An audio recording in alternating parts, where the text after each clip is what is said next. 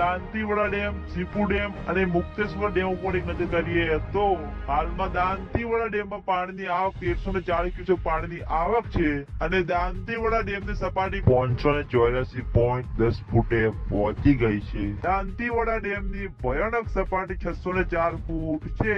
અને મિત્રો હવે સીપુ ડેમ ઉપર એક નજર કરીએ તો સીપુ ડેમના ઉપરના ભાગમાં વરસાદ નથી એટલે સીપુ ડેમમાં પાણીની આવક જોવા મળી નથી અને સીપુ ડેમની સપાટી 581.3 ફૂટે છે. સીપુ ડેમની ભયાનક સપાટી 611 ફૂટ છે. અને મિત્રો હવે મુક્તેશ્વર ડેમ ઉપર એક નજર કરીએ તો હાલમાં મુક્તેશ્વર ડેમમાં પાણીની આવક 715 ક્યુસેક પાણીની આવક છે અને મુક્તેશ્વર ડેમની સપાટી 659.35 ફૂટે પહોંચી ગઈ છે.